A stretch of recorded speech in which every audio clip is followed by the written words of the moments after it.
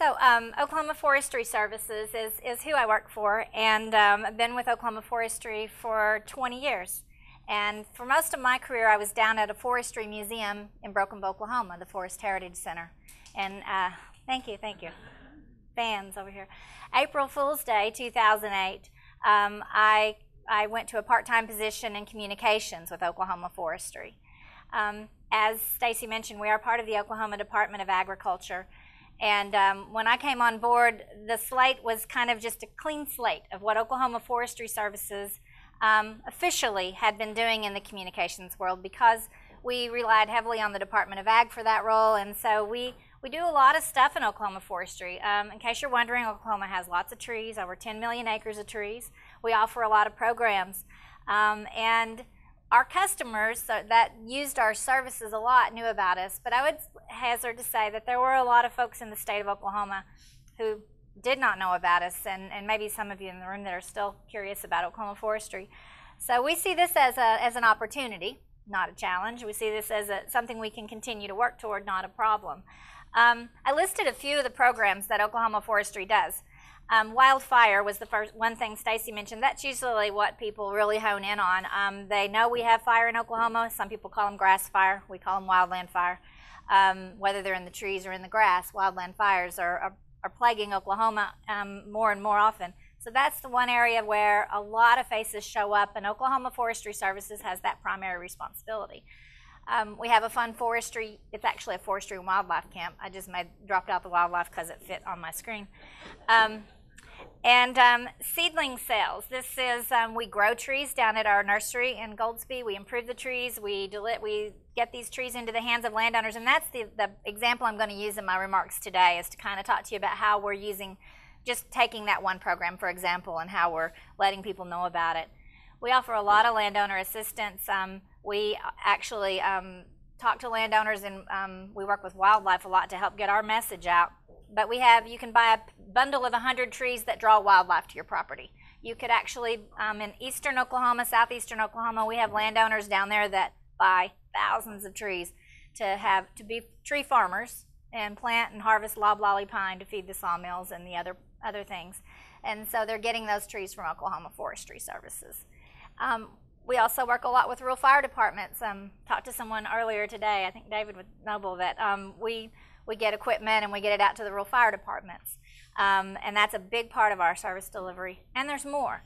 So it's very exciting. There's a lot of diversity in what we do, and our customers are kind of spread across from, when you talk about tree farmers, primarily those are older Oklahomans, folks that actually have worked that land for a while, or as they get older, they see more value in planting trees as a crop to leave for the grandkids. We see that a lot. We're working hard. In our case, it's a little different than what the other two speakers talked about. We're trying to reach more to that younger landowner to get them interested in planting those crops at a younger age versus waiting until they're older. So that's something that we're working on more and more with our tree planting programs, or our seedling sales, getting those in the hands. So as I mentioned, what I kind of wanted to do today was just talk to you about, when I talk about communications and forestry, I kind of say it's like having a pair of gloves on. And traditionally we use, 3 or 4 things. We use a printed seedling order form, like that's on the screen. We take it to the state fair. We're kind of standing with our foot on one side of the traditional side of how we've communicated all these years, and our foot's on the other side of this, some people still call new and emerging social media stuff. But, we're saying that's kind of becoming pretty commonplace. But I would say you have to do it all. So we still try to do both. So we do the printed form, and in this example, it's a seedling order form that when you come to the state fair booth, we're going to hand it to you. When you have a table out here, we're going to hand it to you. To print or not to print, that's typically the question we have every time we do something. How valuable is it? Now we're starting to put these up, as you probably are, on a website and where people can print off a PDF. But on this side of the gap, as I mentioned, the traditional side, we still do those traditional press releases and send them out electronically to TV, radio, print, newspapers. We still do some advertising, not as much as with everyone. Dollars are limited, and so you know, true advertising. We do Oklahoma Living also to reach those rural landowners with our seedling. You'll see seedling ads promoting the fact you can buy your trees from Oklahoma Forestry there. We do still do some presentations to local groups. Our guys, I wrote down your note about whoever said it, practicing presentations and doing that, because their foresters much prefer that one-on-one out on your land than they do standing in front of a group like this. And so those are our more traditional, been doing this, you know, this way for 100, you know, going on 100 years, 75 years in Oklahoma Forestry. But now we're finding, you know, the daily newspaper going away, the Facebook, the Twitter, the YouTube channel, all of which Oklahoma Forestry Services has as part of the Department of Ag. And I would say the new thing is that if I asked you to raise your hand, how many of you did not watch the local news last night? You know, how many of you don't get your news from the local news anymore? How many of you are getting it off the internet? How many of you totally are watching the news and reading the newspaper? Most of the room still. But if that's where you live and you kind of ignore or maybe don't quite accept the fact yet that there's a huge section of the population that's totally getting their stuff online, off of videos, off of things, that's where we're now standing in with our feet on both sides of the line. We're trying to hit both the electronic media, and that's fun. It's cheap, it's easy, and it's free. I mean, that's the way I see it. It's just so much fun. And so, so we're doing both. We just have to do it all. We have Oklahoma Forestry Services has a pretty great website. And so, you know, like on my seedling example, it's right at the top, of course, right next to the flames. Everybody likes the flames better than the burn bans. But, you know, we're promoting that this time of year. It's a great time of year to start buying your trees, getting them in the ground, you know, December, January, February. That button stays up there. And so we're using our website in every press release we do, directing you to that link in the website.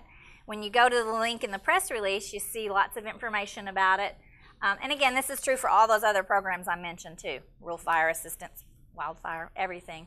We're going to have these same gloves on our hands and use all these tools. So when you go to the link in the press release, you're going to see where to order the seedlings, you know, how to plant trees, why to plant trees, how to find a forester that can actually come out to your property like Mike was talking about. And so we're delivering all that information on our press release, on our stuff that the media picks up, on our website.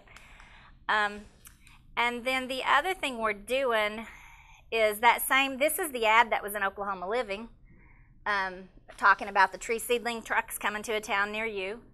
So we just had them send us a JPEG. We converted it into an e-postcard. So we actually just took that visual, made it a hyperlink, emailed it out to the world. We love to ride on wildlife's coattails because their e-blast is amazing. And so they'll send our stuff out for us. And also, we use our list, we use their list, we send it to NRCS, we send it to a lot of you in this room. And cooperatively, we all have the same customers. So we're using, you know, a lot of the same email and delivery systems when we can, and we'll do that too. So that image went out in an e-postcard, really simple, just stuck it in an email, and with a note on top that says, please forward this to anybody else you think wants to plant trees or wants to buy trees or wants to know about the truck sales that are going on.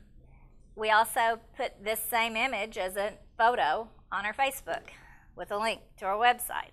So again, to reach that handful of you that raised your hand that you're getting your stuff all electronically, we are trying to work our Facebook numbers up. Our Twitter stuff is really doing well with media and legislators. That's where that's at. But anything we put on Facebook automatically links to our Twitter site, and all that's going on. And then we do the traditional, the print advertisements in the magazines and the newspapers. So it's really, it's very straightforward. This is that same image on Facebook. And the people out to the right of it, you know, wrote things that said, what a shame, nothing near Shawnee. Someone else said, because when you clicked the link, what happened is it took you to a state map with the little bubbles all over it as to where our sales are taking place. We have a tree sale going on all across the state every day between the 1st of March and the 2nd week in April. And so, you know, that's okay. We just read that, and sometimes we'll comment back and say, yeah, but there's one in, and we direct them there. Someone else wanted to know what they could do with 100 trees. They don't have much land. And so this is, you know, two-way conversation that we'll learn more about later today in the presentations. But, you know, what would someone do with that many seedlings, says Nita. And we tell her, you know, actually you can do from 5 acres. You can plant a woodlot. You can do firewood. You can build a shelter belt around your property to block the wind, you know. And so we just interact this way.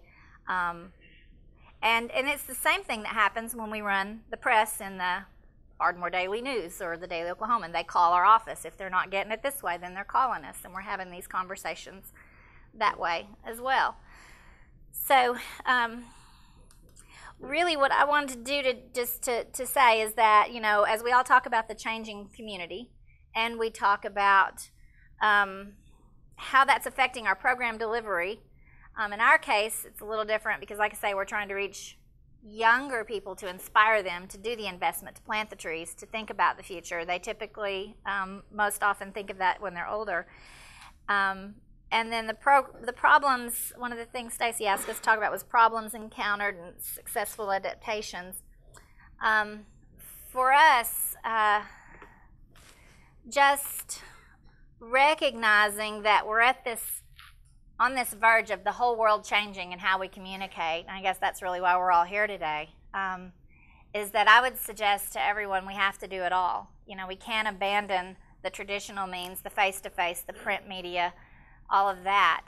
But rather than create extra work, I guess all I can offer from Oklahoma Forestry, and I don't think it's that unique, I suspect probably most of you are doing this, is that we just kind of have our whole plan together that anytime we do it on all the platforms. You know, we link the press release on our blog, on our website, to our Facebook, to our Twitter. If we can, because it's fun, we'd like to do video sometimes on YouTube. That's been a slower thing for us to get going on. But we're just trying our best to not leave any group out. A lot of the landowners that have been our customers, if you will, for a long, long time, are that older population that are still relying on seeing us at the state fair and at their civic programs and at that seedling sale that's in your town. And they want to show up and talk to us about how to plant the trees. And so we're still doing that too. So I would just suggest that trying to blend it all together would be the way we're handling the challenge.